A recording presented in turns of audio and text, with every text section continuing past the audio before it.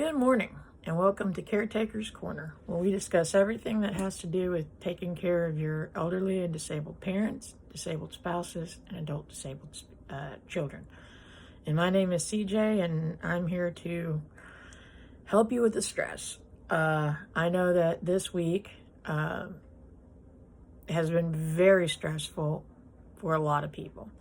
And we're coming up into the holiday season, which creates even more stress for all people in general, but caretakers especially.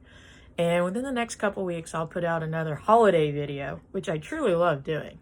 But right now, I want to go over possible ways to kind of help relieve some stress outside of the regular old drinking and partying, which I don't suggest doing.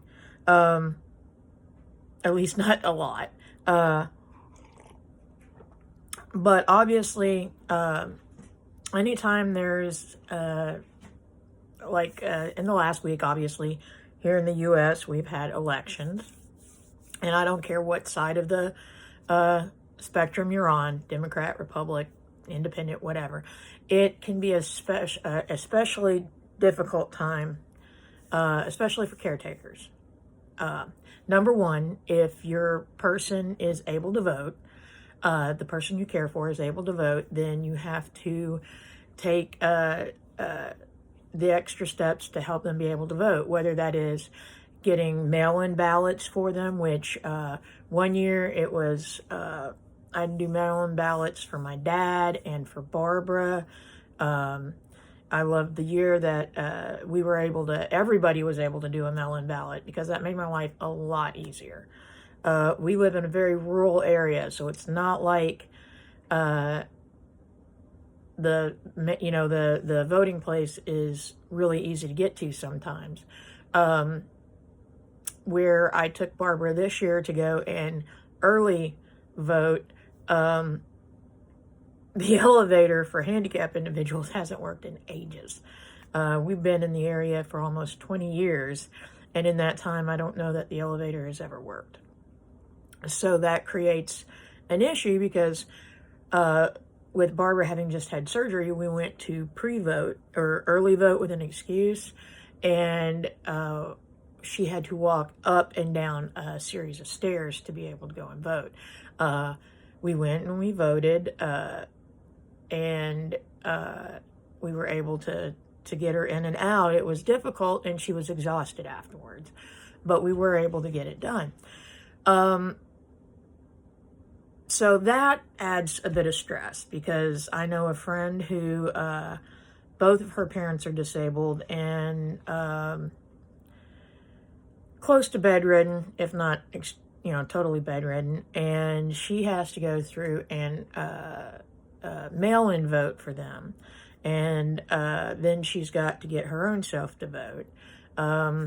Like I said, one year I had my dad, and then I had Barbara, and then I work, so I have to go to work, go grab Barbara, go to the voting area, make sure Dad got to the voting area. Now, the nice thing is, like I said, we are rural, so we don't have to wait more than, I think the most I've ever had to wait in 20 years out here is 15, 20 minutes to vote.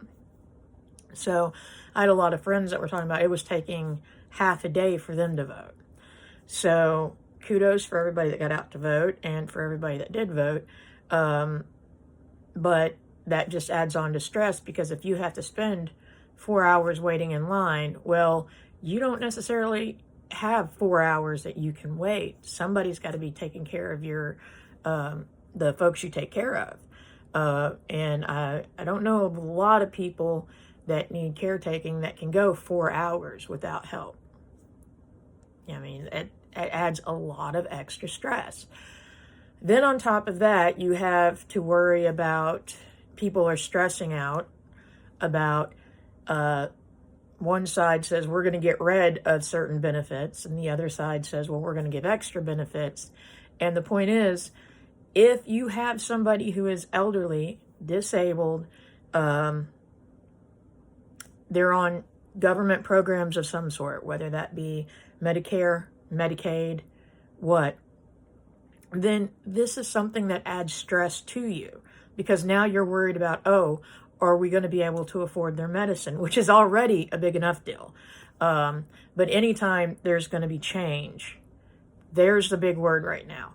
We're all looking at, there's going to be a lot of change, and we don't know what that means for us. And the most stressful thing on a human being is change and not knowing what that change is going to be. So I don't care if you're a Democrat, or I don't care if you're a Republican. I don't care if you're in the center. Right now, the stress that we're all going through is we don't know what all of this will mean for us in the future. And when we're taking care of somebody, we like for things to be as certain as possible. I know on Sundays, I'm going to get up and cook my entire family breakfast. And when they wake up, their breakfast will be ready for them to heat it up if they get up later, or for it to already be hot and ready to go. I know I'm going to do laundry. I'm going to fold that laundry. I'm going to put it away. I'm going to shoot my video, and if I've already shot the video, I'm going to post the video. I know I'm going to do something to learn either trading or YouTube content creating today. I know that I'm going to make sure all my meal preps for the week are done. I mean, this is with certainty. I know this. Short of being sick or something totally out of hand happening, every Sunday I do the same thing. And that makes for my week to go better. And that's why I do it with certainty. And it's that uncertainty that we don't know right now. And that's kind of got us stressed out. Like I said, on top of the stress of the holidays coming up, and we're already stressed out over what all to do with the holidays and everything else. And like if you're out at my place where I work, my company is going to be closing at the end of next year for most people. And then for some people, it will be continuing on for another 3 years. So everybody's stressed out about that. People are stressed out about the economy. So how do you deal with this stress? How do you do it? How do you do it to stay calm, to relax, to be able to get up every day and not want to just pull your hair out? So during this last week, I've been kind of ill. Apparently got a stomach flu. On top of all the stress, that means I didn't get to work all week. I think I actually made it one whole day at work. Technically 2 whole days, because I went to work 2 days and had to leave early. And then you had the election, which was stressful. And then Barbara's baby sister is, we're waiting for her to give birth at any moment. So that added a lot of stress to the week because I worry about her health and the health of the baby. And I literally just had to unplug this week. Like, no news. Like I said, we actually voted last week, so I didn't have to worry about that. No news. I watched computer animated movies and shows all week because there's no reality really in it. There's no news, nothing good, nothing bad, just funny stuff. Watch funny movies. Watch stuff that has nothing to do with reality as you know it. Take a few hours and listen to a book or a funny podcast that has nothing to do with news or learning anything. I mean, sometimes, and I'm one that I listen to podcasts all the time.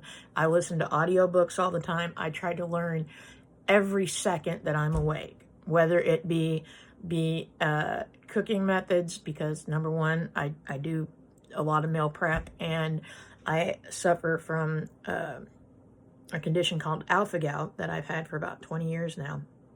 And so I'm vegan, and I'm learning lots of new ways to cook food because I come from a very southern family. So you took your vegetables, you grew them, you slathered them in bacon grease, and that's how you cooked them, which obviously I cannot do. So I always try to be learning something. And this is a week in which I decided, for stress purposes, I didn't care about it.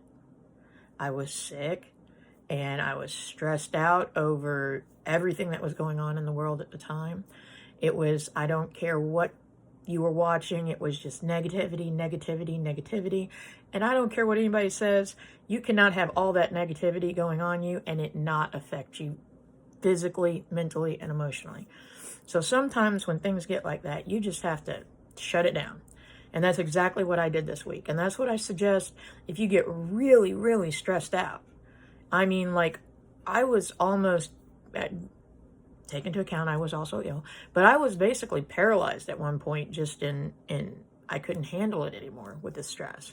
So, like I said, I just relaxed and took the medicine the doctor gave me and watched a bunch of just stuff that had nothing to do with reality. It was very, very good. So I'm in a much better mood now, and I am ready for the holidays to start. I did get to feeling enough better this weekend that I was able to finish the back porch, so it's completely together. I still have a couple more hours worth of work to do out in the backyard, but I did get that done, and that made me feel really good and really accomplished. Most of our big projects should be done for right now. Will be done by the end of this week, next coming weekend. And then I'll be able to relax just in time for the holidays to get here. But unplug. There is nothing I can say that could probably help our stress level out better than just unplugging. I did something a long time ago, which I think helped out a lot. I quit watching the news. So I have a weather app that I can check the weather with. I have a local weather app and a major weather app. I do a lot of investing in my spare time, and so I have my apps for that. And the only news that I actually pay attention to is news that has to do with business. And that has helped me out incredibly, because if you watch my local news, the first 5 or 10 news stories are always something violent and negative, and somebody died. Multiple somebodies usually. And the amount of negativity that puts on the human body is just unbearable. So I did that, and it helped me out considerably. Take internet breaks. Because a lot of the stress you have, you don't realize it, but comes from social media, comes from news, whether that be your internet news, your local news, newspapers, news groups, any of that. Unplug from social media, except for my YouTube channel. Unplug from anything. I don't want to say anything reality-based, because that's going to sound bad. But when it comes to news and stuff like that, sometimes you do just have to stop listening for a while, because it can be overwhelming. You know, there was a time when I was a youngin', and you got news 3 times a day. You got it in the morning at like 7 a.m., you got it at noon, and then you got it at like 6 p.m., 6 p.m. And that was it, 3 times a day. And now we are bombarded with 24/7 news. Doesn't matter if it's accurate. They'll start reporting on it the moment something happens, and they'll worry about accuracy later. And that's the problem we're having with society right now. So I'm going to give you a task this week, and that's to unplug.